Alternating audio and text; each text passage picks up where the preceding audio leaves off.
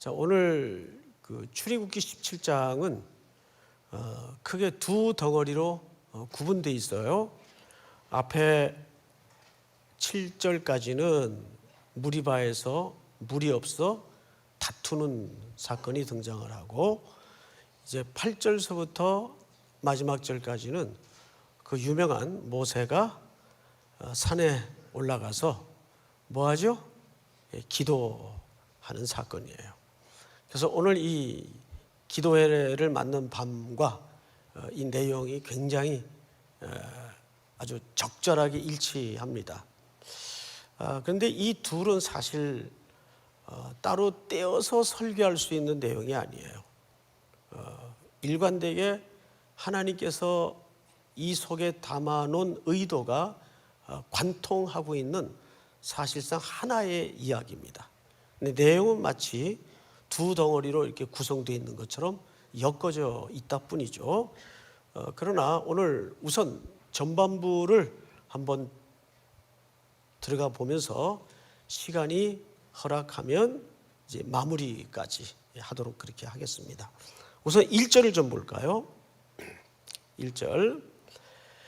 이스라엘 자손의 온 회중이 여호와의 명령대로. 자, 그러니까 이 지금 행로와 노정과 목적지가 백성들이 선택에 간 길이거나 마음대로 이리 갈까 저리 갈까 하다가 저쪽으로 한번 가보자. 모세 당신 생각은 어떻소? 뭐 이렇게 가지고 가는 길이 아니에요. 하나님께서 모세에게 명령하시고 모세는 그 명령대로 이 백성을 어떻게 했죠? 이끌어 가는 거예요. 정확하게 이렇게 되어 있습니다.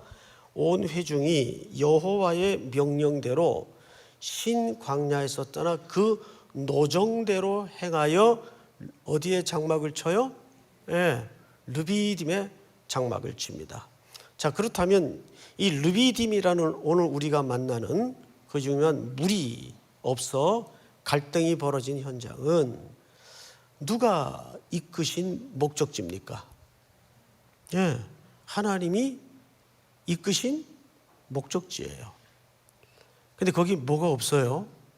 절대 필요한 물이 없어요. 자, 그러면 계속해서 한번 생각을 하면서 말씀을 좀 들여다보자고요. 하나님이 이거 물 없는 거 몰랐을까요? 알았을까요? 몰랐을까요? 아니, 몰랐으니까 여기까지 인도하셨겠지. 맞나요? 천만의 말씀이죠. 전능하신 하나님이신데 모를 리 없고, 또 이 목적지는 정확하게 여러분 방금 읽으신 바와 같이 하나님의 인도를 따라 도착한 곳이에요. 근데 거기 지금 뭐가 벌어져 있죠? 절대 결핍이 벌어져 있어요. 인생을 살다 보면 이런 일 만납니까? 안 만납니까? 자주 만나요. 어쩌면 매일 겪는 일일 수도 있어요. 그죠? 이 상황에서 불평 안 터뜨릴 사람들이 과연 몇이나 될까요? 우리 삼일교회 성도들 빼고는 과연 몇이나 될까요?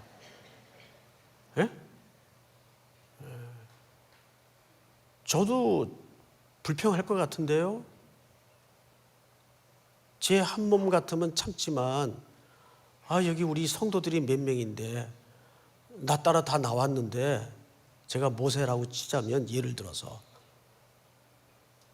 불평 안 하겠어요? 하나님 이게 뭡니까? 왜 하필 이런 대로 우리를 인도하셨습니까? 자, 그러면 여기서 이 갈등의 상황을 한번 좀 면밀하게 보자고요. 분명히 하나님이 인도하셨고 하나님이 도착해 하신 목적지인 게 틀림없어요. 근데 여기 지금 절대 결핍이 펼쳐져 있어요. 더더군다나 하나님이 이거 모를 리 없어요. 그러면 인생이 만나는 결핍과 부족과 연약함의 현장에는 하나님의 어떤 의도성이 있다는 것을 놓쳐서는 안 됩니다. 거기는 반드시 하나님의 의도성이 있어요. 자, 그 의도성이 과연 뭔가에 대해서는 오늘 끝부분쯤 가면 우리가 만날 과제이기 때문에 미리 스포는 안 하겠습니다. 지난 주일날 제가 4부 예배 때 어느 영화 스포를 난 진짜 몰랐어요. 잘못했다가 하루 종일 곤욕을 치렀습니다. 그 영화 스포한 사람은 외국 같은 경우에는 두들겨 맞아가지고 병원에 입원까지 했다는 보도가 있어요. 제가 예배 시간에 였기에 망정이지 큰일 날 뻔했어요. 그래서 우리 교육자님들한테 특별 경호 요청을 좀 했습니다. 내가 우리 청년들 손에 맞아 죽을지도 모른다. 자, 그건 좀 나중에 이 결론은 보기로 하십시다. 자, 2절을 들어가 보십시다. 백성이 누구와 다투죠? 예, 당연하죠. 모세와 다투어 이르되 우리에게 물을 줘 마시게 하라. 모세가 그들에게 이르되 너희가 어찌하여 나와 다투느냐? 너희가 어찌하여 여호와를 시험하느냐? 이 모세의 답변을 잘 들어보세요. 두 가지를 얘기했네요. 너희가 어찌하여 누구와 다투느냐? 나와 다투느냐? 그 다음에 또 누구와 다투느냐? 여호와와 다투느냐? 그러면 누구와 누구를 같은 위치에 놨어요. 예, 즉 모세에게 항변하는 것은 백성들의 의도 속에는 사실상 누구를 향한 공격이라는 뜻입니까? 그렇죠. 모세가 하나님이라는 말이 아니고 이 백성들이 지도자 모세를 향한 원망은 하나님을 향한 원망이었어요. 제가 오늘 새벽에 이 본문을 준비하면서 묵상하다가 참 큰 은혜를 받았어요. 큰 은혜를 받았어요. 백성들의 원망 속에 뭐 은혜 받을 일이 있나? 있더라고요. 하나님 말씀은 어느 방향으로 튈지 모른다는 게 우선 은혜예요. 은혜가 어느 방향으로 튈지 몰라요. 제가 설교를 마치고 나면 그런 걸 너무 섬뜩하게 겪습니다. 경험합니다. 나는 분명 그런 의도로 설교 안 했는데 딴 쪽에서 은혜를 받았어.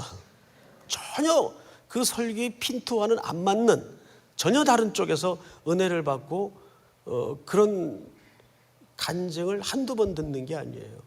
그러니까 정말 하나님이 하시는 일이구나. 사람은 나름 성경적 의도를 준비해서 선포할지라도 은혜는 정말 하나님이 주시는구나. 그걸 많이 느껴요. 제가 여기서 받은 은혜가 뭐냐면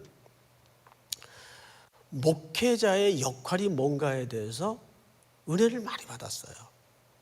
사실 교인들이 많다 보면 교회의 시시콜콜한 시비나 사연과 일들에 대한 모든 마지막 책임은 누구에게 다 돌아옵니까? 저한테 돌아오는 거예요. 그런데 이게 마음이 여리고 어릴 때는 이게 좀 짜증나요. 나보고 어떡하라고. 이런 마음이 인간인지라 들까요, 안 들까요? 들고 말고요. 근데 오늘 이 본문을 읽다가 그게 영적인 지도자의 직무구나. 그러니까 우리 직무 가운데, 여기 목사님들 잘 들으세요. 우리 직무 가운데 아주 중요한 직무 하나가 성도들의 불평과 원망과 불만을 감당하는 게 우리의 소중한 직무입니다. 그렇다고 편하게 막 하라는 얘기가 아니에요. 네? 근데 마지막 퍼부을 데 없으면 보이는 인간에게 퍼붓는 게 어쩌면 당연한 거더라고요. 그럼 뭐 허공에다 소리를 치겠어요? 어떻게 하겠어요? 보이는 사람에게 원망을 터뜨릴 수밖에 없겠죠. 모세가 그걸 드러냈어요. 너희가 왜 나한테 뭐라 그러냐? 왜 하나님한테 원망을 하느냐? 자, 그러자 3절을 잘 보세요. 2절 마지막에 보면 이상한 말이 있어요. 너희가 어찌하여 여호와를 뭐 하느냐? 시험하느냐? 자, 하나님이 우리를 시험한다는 말은 들어봤어도 우리가 누구를 시험을 해요? 누구를 시험해요? 하나님을 시험한다고 모세는 정확하게 짚었어요. 그래서 이게 무슨 말인지 도대체 잘 모르겠더라고요. 인간이 어떻게 하나님을 시험해?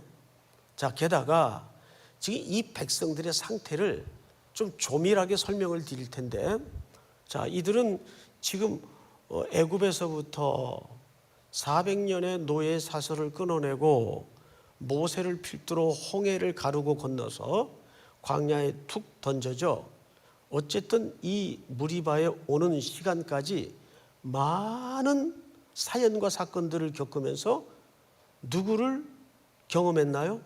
하나님을 겪었어요. 게다가 보통 일들이 있었던 게 아닙니다. 어마무시한 기적과 은혜들을 겪었습니다. 그리고 지금 이들은 허기진 상태도 아니에요. 어쨌든 하나님께서 만나를 허락하시어 만나를 내려주시고 배를 불리셨습니다. 그리고 지금 처음으로 무리바에 도착을 해서 지금 현실적인 상황은 물이 없는 거예요. 물이. 그러면 우리 같아도 과거에 하나님의 우리와 동행해 주신 행적을 유추해 볼 때 이까지 정도 상황이야 해결하실 분일까요? 못하실 분일까요? 해결하시고도 남을 뿐인 걸 넉넉히 알 사람들이고 알 상황인데 이들은 바로 뭘 토해내죠? 불평과 원망을 토해냅니다. 이 전공이에요, 이 사람들. 불평하고 원망하는 건 전공이에요. 자, 그런데 이 모세는 그걸 뭐라고 얘기했나요? 여호와를 시험한다고 표현을 했어요. 하나님이 우리를 시험하는 게 아니에요. 여호와를 시험한다고 표현을 했단 말이에요. 자, 그러면 이 상황에 놓여진 이스라엘 백성들이 하나님의 뭐를 시험했을 것 같아요? 배를 지금 굴른 것도 아니에요. 아무것도 없는 진공 상태와 맞먹는 광야에서 이들은 다 지금 은혜를 나름 겪고 경험하고 있어요. 뭘 시험해요? 뭐려고 하는 거예요 도대체? 뭘 시험할까요? 자, 이들의 과거를 이해하셔야 됩니다. 이들의 과거는 4대에 걸쳐 400년 동안을 어디 문명에서 살았습니까? 광야라는 공간에 나오기 전에 애굽이라는 공간에서 400년을 살면서 모든 잡다한 신을 다 겪었습니다. 근데 거기에는 어떤 맥락이 있었습니까? 거기는 인생의 그 복잡하고 다양한 주제마다 신들이 다 있었어요. 풍요의 신, 생식의 신, 다 있었습니다. 그래서 필요할 때마다 그것을 만족해 해주는 신을 찾아서 경배를 하고 섬기며 살았어요. 이게 이 백성들에게는 굉장히 익숙한 신관입니다. 패턴이에요. 자, 그런데 이제 하나님과 걸음마 떼고 동행한 지가 며칠 안 돼요. 사실은 얼마 안 돼요. 그건 그거고 지금까지 이 홍해를 건넌 이후에 우리와 짧은 동행을 통해서 겪었던 그 은혜는 은혜인 거고 지금 새로운 현실 인식 앞에서 이 문제는 어떻게 할 거냐 이거예요. 그럼 뭘 아직 전체적인 이해가 안 들어왔는가 하면 하나님이 얼마나 천지의 주제가 되시고 만물의 주인이 되시고 창조의 주가 되시며 여기에 대한 종합적인 인식이 있다 없다 어느 쪽입니까? 없어요. 그죠? 아직도 이 백성들에게는 하나님이라는 분은 그래서 어느 영역에만 탁월한 신정도 밖에는 안 되는 분이란 말이에요. 그러면 여기서 이상한 게 하나 있어요. 이렇게 끊임없이 원망, 껌껌이 부딪히고 결핍이 벌어질 때마다 불평을 터뜨리고 원망을 퍼붓는데 하나님이 1절 뭐라 하지 않으세요. 그러니까 두세요. 그때마다 하나님은 오히려 이 표현을 잘 이해하세요. 자기를 드러내세요. 내가 어떤 하나님인지 이걸 자기 계시라고 그러죠. 자기가 어떤 하나님인지를 백성들에게 조금씩 눈뜨게 만들고 경험하게 만들고 열어주시는 겁니다. 자, 여기서 우리는 아주 중요한 사실 하나를 배워야 됩니다. 사실 이스라엘 백성들의 그런 인식은 놀랍게도 이스라엘 시대에만 있었던 인식이 아니에요. 여전히 우리에게도 똑같은 경로 속에 있다는 것을 잊어서는 안 됩니다. 그래서 뭘 배워야 되냐면 우리 인생에 수없이 벌어지는 사건, 사연, 사고, 때로는 절대 결핍이 부딪힐 때마다 하나님은 오히려 그것을 뭘로 역이용하시는 겁니까? 자기를 드러내시고 자기를 계시하는 방법으로 사용하신다는 거예요. 여기에는 무슨 목적이 담아져 있는 거죠? 우리를 가르치고 교육하고 만들어가는 목적이 담아져 있는 거예요. 그러니까 하나님의 의도는 사실상 출애굽시키는 것도 마지막 목적도 아니고 광야를 통과시키는 것도 마지막 목적도 아니고 가나안에 들이는 것도 사실은 마지막 목적이 아니에요. 하나님의 진짜 목적은 나 자신에게 있다고요. 하나님의 백성이 여러분 한 사람 각자에게 하나님의 관심이 있을 뿐입니다. 믿습니까? 이것이 오늘 이 무리바 물사건을 통해서 하나님이 드러내고자 하는 굉장히 중요한 관전 포인트예요. 다시 설명합니다. 중요하니까. 이 지역까지 르비딤까지는 이스라엘 백성들이 택해온 길이 아니란 말이에요. 하나님이 인도하셨고 인도한 대로 모세는 이 백성들을 이끌어 여기까지 도달케 했을 뿐입니다. 그런데 물이 없어요. 그 하나님이 물 없는 거 모르고 여기까지 이끌어 냈겠는가 그 말이죠. 아셨을 거란 말이에요. 100% 아셨죠. 그러면 왜 이 의도적인 행로를 하나님은 설계하셨을까? 설계자. 우리를 계속 하나님은 설계해 가신다고요. 여기에는 어떤 우리를 만들고자 하시는 하나님을 드러내시고 하나님을 경험케 하시고자 하는 하나님의 교육용 목적이 있다는 거죠. 그래서 앞으로 우리가 인생을 해석하고 이해하는 시선도 달라야 되는 이유가 뭐냐면 때로는 내 인생에 지리한 결핍이 이어지고 답답한 상황이 끝이 안 나고 할 때마다 자, 질문합니다. 하나님이 알까요? 모를까요? 대답만 하면 안 돼요. 아심에도 불구하고 나를 그 자리에 여지껏 머물게 하고 그걸 만지작거리게 만드는 것은 뭘 위한 걸까요? 거기에서 하나님이 나에게 자신을 드러내고자 하는데 목적이 있다고요. 믿습니까? 네? 이거 잊어버리지 마세요. 아, 그렇구나. 내 인생에 그런 눈물겨운 오래고 지리했던 사건 사연도 하나님이 나를 가르치시고 나에게 자신을 어떤 하나님인지, 나를 얼마나 사랑하시는 분인지를 계시하시고 드러내시기 위한 하나의 기호에 불과했구나. 그런 시선으로 우리가 인생을 새롭게 바라볼 수만 있다면, 여러분, 우리 주변 인생 곳곳에 많은 하나님의 메시지들이 감춰져 있어요. 우리가 그거 보는 즐거움이 아주 쏠쏠합니다. 이게 영적으로 더듬이가 이렇게 민감해 있는 사람들은 그게 제때제때 걸리고 보여져요. 그걸 봐야 돼요.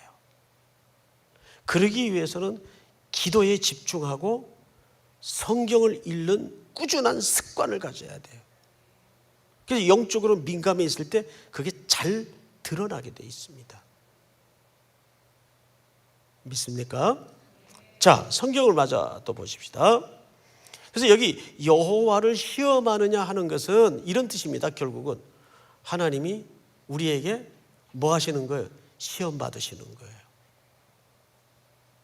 하나님의 자기 검증, 이런 거죠. 하나님의 시선에서는 아유, 우리 내가 택한 이 사랑하는 백성들이 400년 동안을 저 남의 손에 키워져 가지고 그게 진짜 아버지인 줄 알고, 그리고 아버지가 여러 명인 줄 알고 헷갈려 있는데, 이거를 어떻게 가르쳐야 되나. 제일 좋은 방법은 아무것도 없는 벌판에 일단 이끌어내자. 그래서 먹을 거 입을 거 하나하나 손에 들려주고 입혀주고 하면서 유일하신 아버지가, 모든 것을 충만히 채워주실 아버지가 여호와 하나님임을 가르쳐주자. 그래서 이들이 불평하는데도 하나님이 뭐라고 안 그러세요? 별로.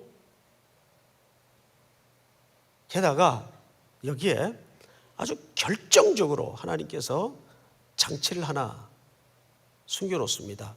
3절 같이 읽습니다. 시작.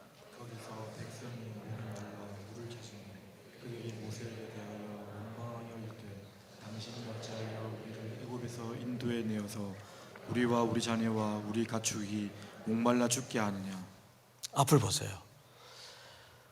이 백성들이 입에서 지금 뭐에 대한 그 옛사랑의 추억을 못 버리고 있죠? 애굽에 대한 그 향수와 그 매력과 옛 연인에 대한 사랑의 추억을 못 내려놓고 있어요. 정확하게 뭐라고 표현했는가 하면, 어찌하여 우리를 애굽에서 인도해 내어서 우리의 자녀와 우리의 가축이 목말라 죽게 하느냐. 자, 이들이 그러니까 하나님에 대해서 지금 이해를 제대로 갖고 있는 겁니까? 못 갖고 있는 겁니까? 지금 제대로 못 갖고 있는 거예요. 정작 하나님은 살리려고 이끌어냈더니 이들은 거꾸로 죽인다고 아우성을 쳐요. 그리고 옛 여인의 채취를 아직도 잊어버리지 못하고 떨쳐내지 못하고 기억하고 추억하면서 애굽을 언급해요. 애굽을. 지금 이 옛것에 대한 기억과 추억은 광야에서 떠올린 기억이에요. 여기보다는 거기가 낫다 이 말이에요. 그러니까 그 비교 수치는 전적으로 물질적에 기반한 비교입니다. 그리고 이들의 언어 속에서 항목이 등장을 하죠. 우리 자녀, 우리 가축 모두 물질에 국한된 비교 수치로 애굽을 소환해내죠. 그러니까 오늘이 행복하지 못하고 오늘이 비참할 때는, 그렇게 느껴질 때는 자꾸 추억의 물레방아를 돌리는 것이 인지상정입니다.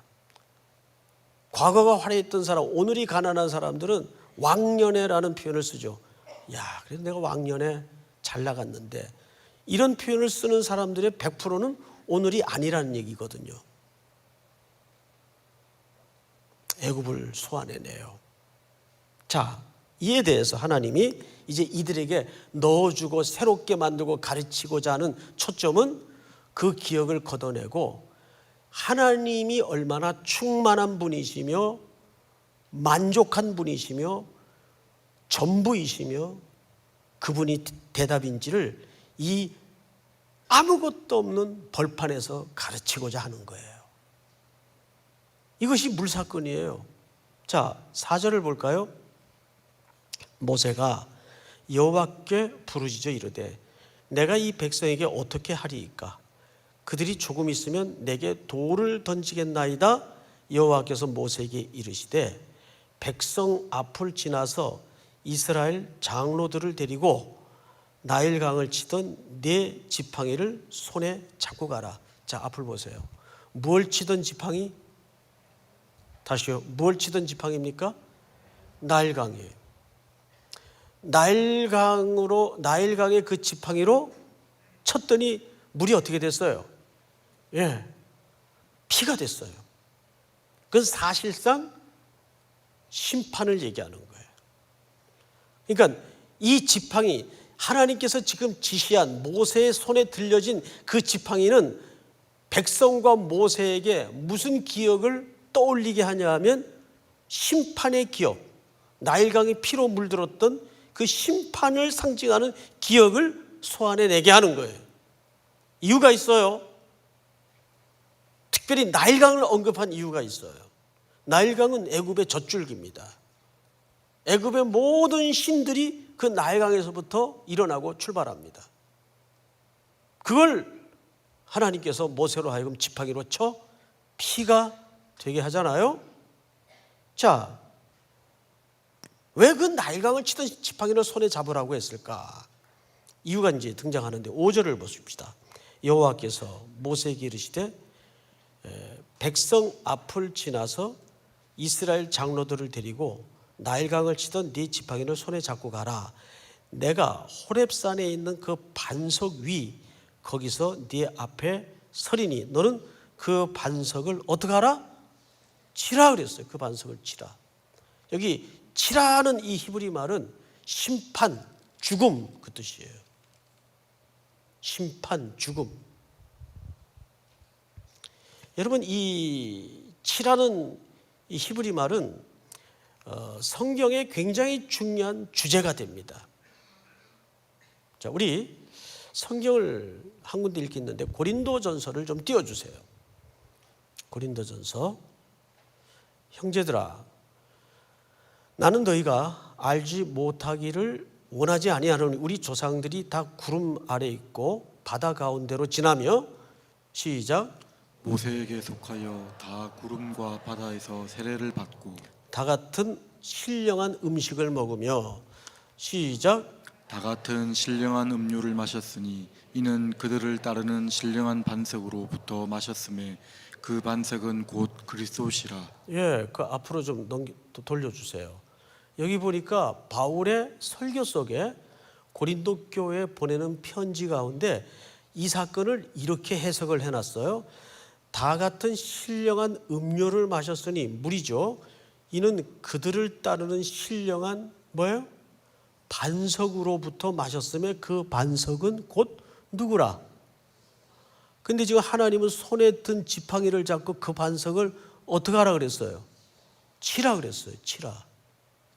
민수기서 20장에서는 그 반석을 명하라고만 했죠. 이제 그 사건과 이 사건은 다른 사건인데 여기서 일단 곧 그 반석을 누구로 해석했어요? 예수 그리스도. 그러면 반석이 지팡이에게 맞아요. 죽임을 당하는 거예요. 뭘 연상케 합니까? 심판을 받는 거예요. 누구를 대신해서? 우리를 대신해서 오실 그리스도가. 무슨 사건인지 아시겠어요?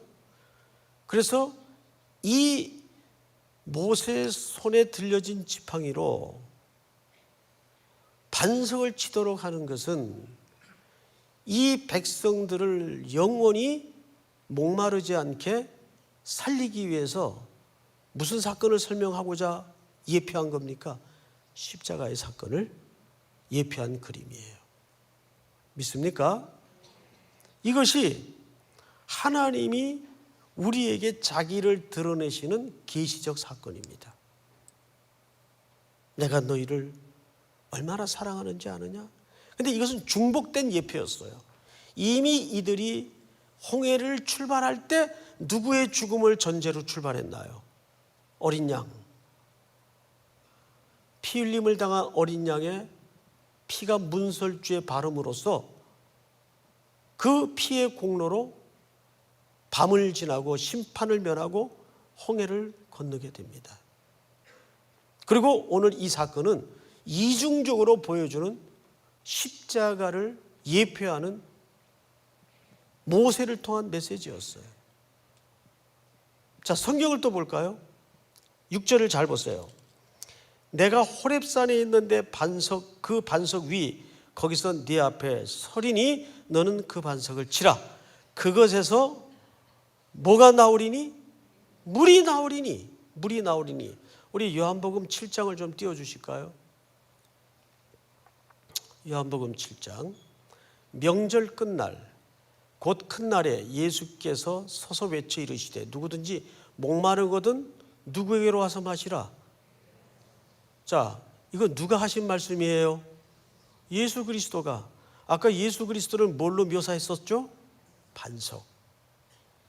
그리스도라는 반석에서 샘솟는 그 물. 자, 38절 시작. 나를 믿는 자는 성경의 이름과 같이 그 배에서 생수의 강이 흘러나오리라 하시니. 다음 절 다 같이 읽습니다. 39절 시작. 이는 그를 믿는 자들이 받을 성령을 가리켜 말씀하신 것이라. 예수께서 아직 영광을 받지 아니하셨으므로 성령이 아직 그들에게 계시지 아니하시더라. 놀랍게도 그 반석에서 솟아나는 물을 요한복음 7장의 저의 해석이 아니라 예수님의 해석과 요한의 해석이 뭘로 묘사하고 있어요? 받으실 성령, 생수의 강처럼 성령이 임할 것을 설명하고 있습니다. 그러니까 구약에도 성령의 역사가 있었습니까? 없었습니까? 당연히 있었습니다. 삼위 하나님께서 이 백성들을 함께 이끄셨고 이 완벽한 약속으로 이끌어 인도하신 거예요. 자, 성경을 이제 맞아 보십시다. 다 왔어요. 7절 제가 읽습니다. 그가 그곳 이름을 마사 또는 무리바라 불렀으니 이는 이스라엘 자손이 뭐했으며 다투었으며 또는 그들이 여호와를 뭐하여 시험하여 이르기를 여호와께서 우리 중에 계신가 안 계신가 하였음이더라. 끊임없는 인생의 빗나간 요구죠. 그들은 지금 사실상 예수님이 함께 계신데도 불구하고, 아니 하나님이 함께 현현에 계신데도 불구하고 하나님의 존재를 끊임없이, 마치 누구가 연상이 되지 않아요? 지난주 설교 제목이 뭐였어요? 제목만 한번 맞춰보세요. 표적을 본 까닭이 아니라. 그 벳세다 들판에서 오병이어의 기적을 먹은 경험한 백성들이 배 타고 가버나움 호숫가 건너까지 쫓아왔어요. 거기서 예수님에게 물었던 질문이 뭐죠? 언제 왔습니까? 시간을 물었지만 거기에는 무슨 질문까지 내포되어 있었다 그랬어요.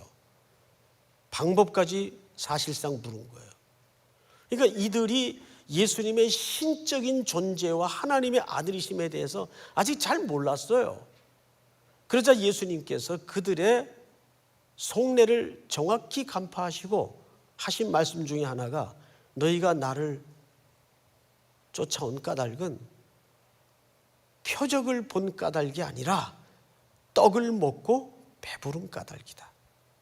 떡을 먹고 배부른 까닭이다.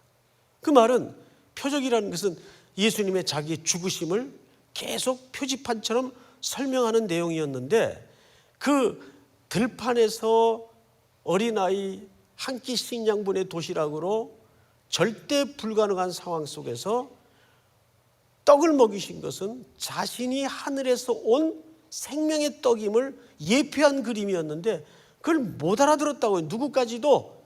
제자들까지도. 너희가 그 표적을 보고 나를 쫓던 게 아니고 떡을 먹고 배부른 까닭이다. 그러니까 아직도 홍해를 건너 나왔지만 이들에게는 아직 뭐가 남아있는 거예요? 애굽의 희미한 그림자가 남아있는 거예요. 이거를 설명하기 위해서 이제 8절부터의 그 기도 사건이 있는 겁니다. 이거는 제가 여러 번 설명을 한 내용이기 때문에 축약해서 결론과 함께 말씀을 드리고 매듭을 짓겠습니다. 8절에 보면 뜬금없이 아말렉이 그때 쳐들어와요. 아말렉은 최대의 애굽 다음으로 떠오르는 신흥 강국입니다.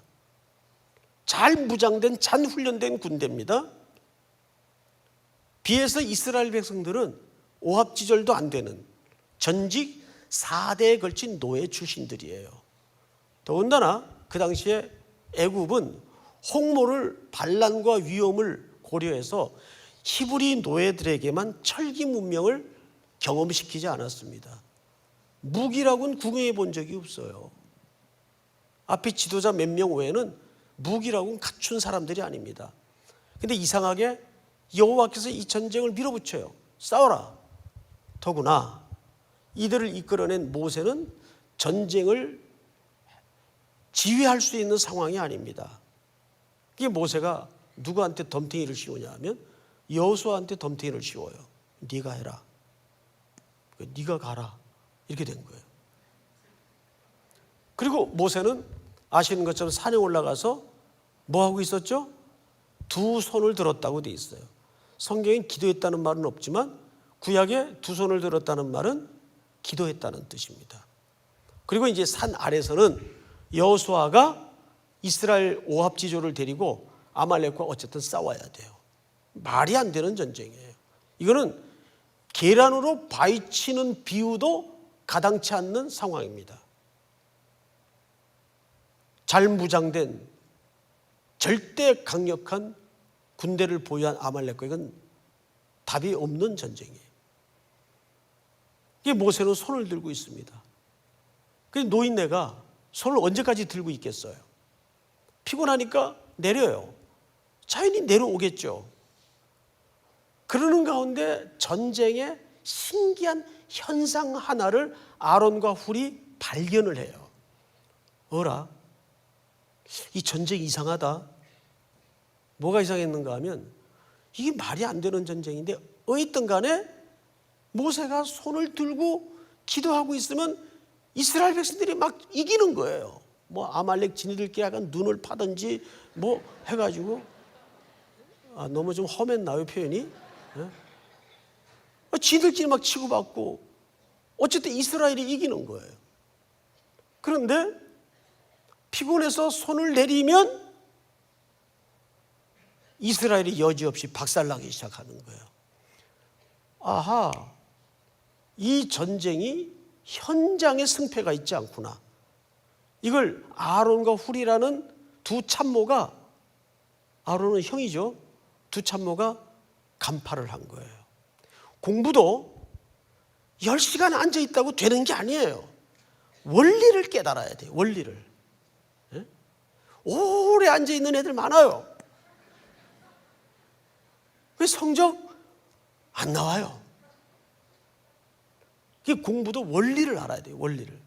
아, 이게 현장에 승패가 있지 않구나 해서 어디서 이런 돌멩이를 빨리 주워다가 여기 모세를 앉힌 겁니다. 그리고 양쪽에 서가지고 팔 안 내려오게 붙들어 올린 거예요. 이렇게 양쪽 이렇게.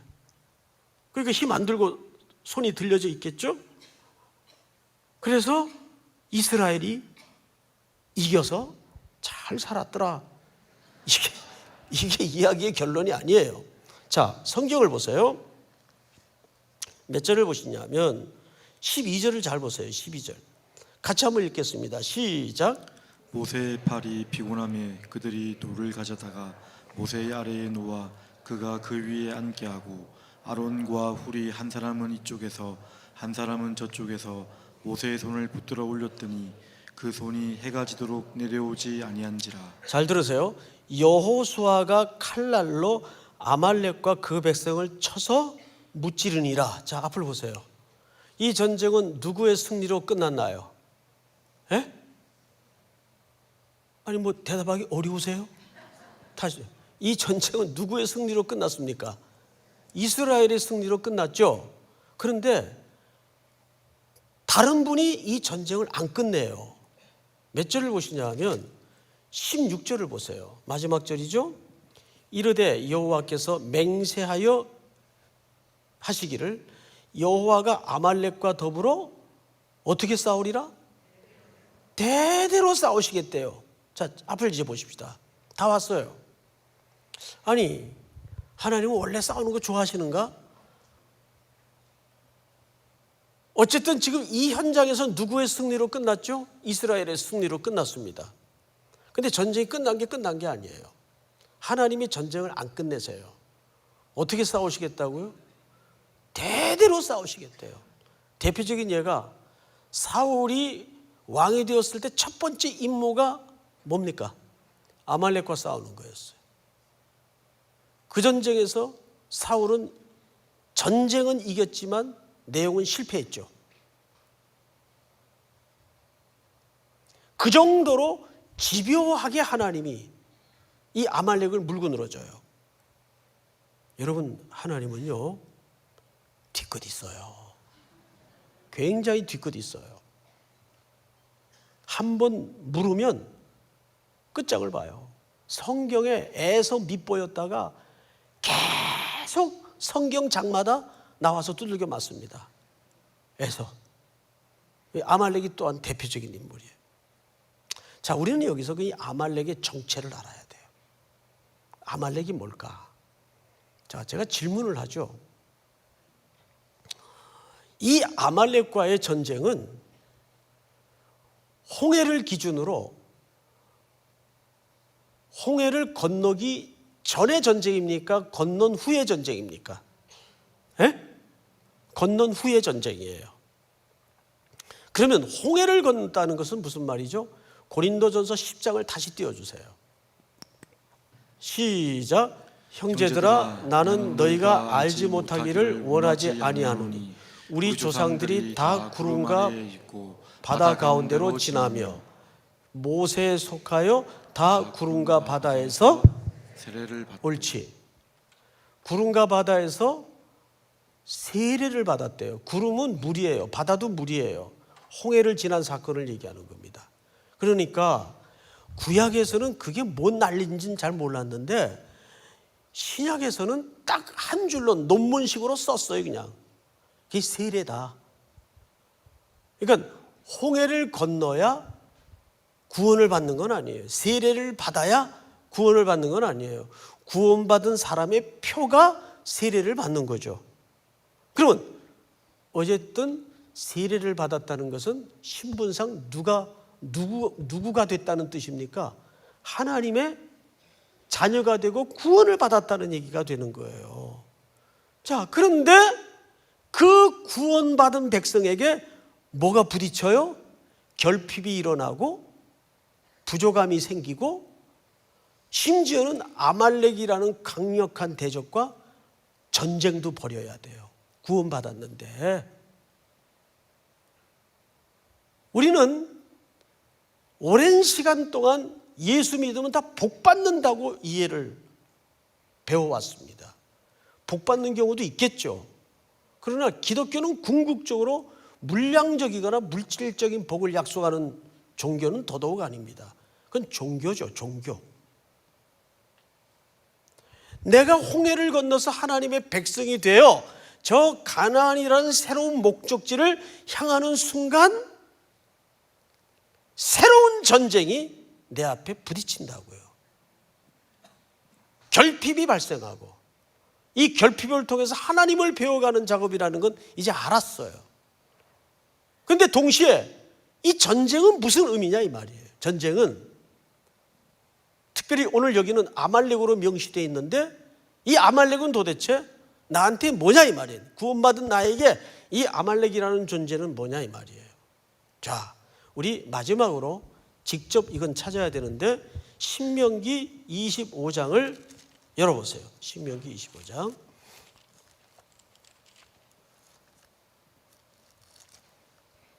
신명기 25장 17절 제가 읽습니다.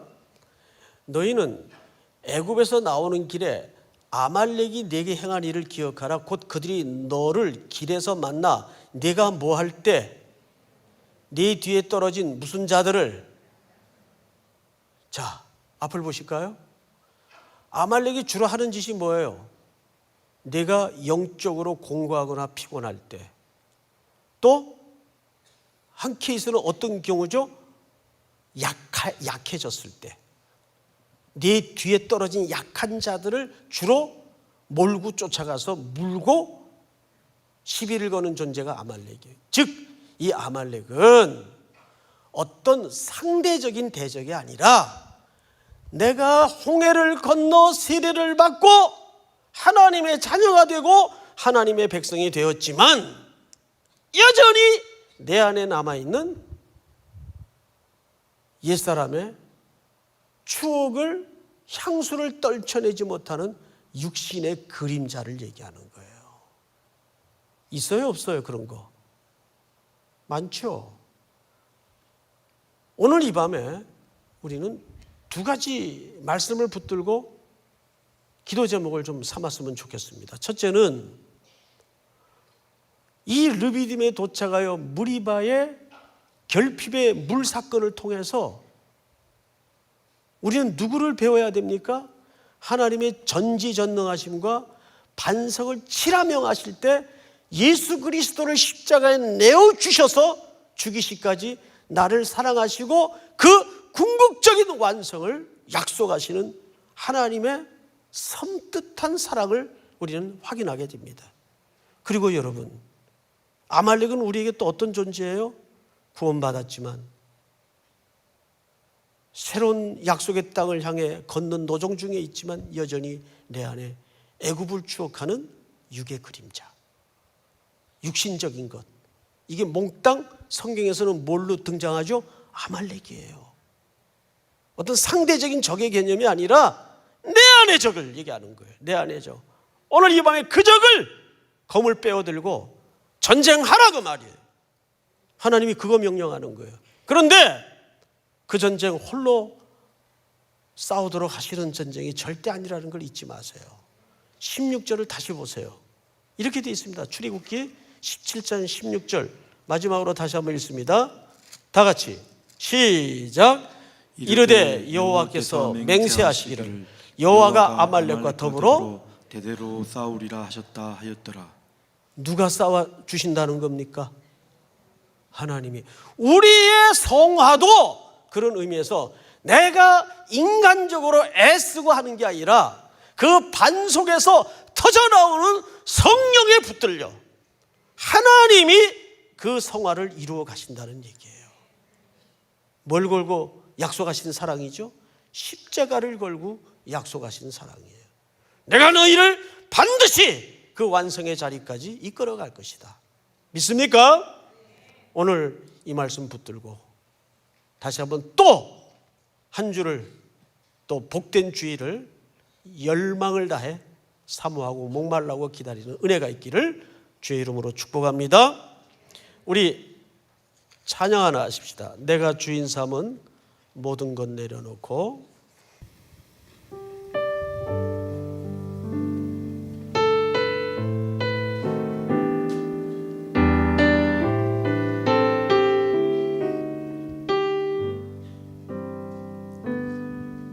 내가 주의 삼은 모든 것 내려놓고 내 주 되신 주 앞에 나가 내가 사랑했던 모든 것 내려놓고 주님만 사랑하네. 주의 삼은 모든 것 내려놓고 내 주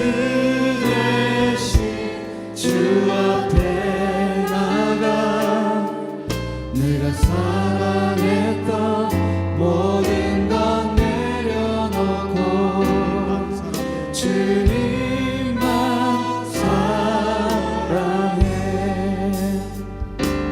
주 사랑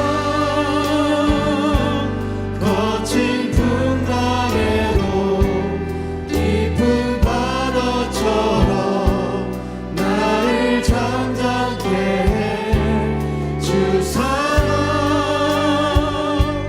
내 영혼의 반석 그 사랑 위에 다시 한번 서리. 내가 주인 삼은 모든 것 내려놓고 내가 주인 삼은 모든 것 내려놓고 내 주 대신 주 앞에 나가 내가 사랑했던 모든 것 내려놓고 주님만 사랑해. 주 사랑 거친 풍랑에도 깊은 바다처럼 나를 잠잠케 해. 주 사랑 내 영혼의 반석 그 사랑 위에 주 사랑 거친 서리. 주 사랑 거친 풍랑에도 깊은 바다처럼 나를 잠잠케 해. 주 사랑 내 영혼의 반석 그 사랑 위에 서리. 우리 한번 조용히 눈을 감으십시다. 한 주간도 참 수고 많으셨습니다.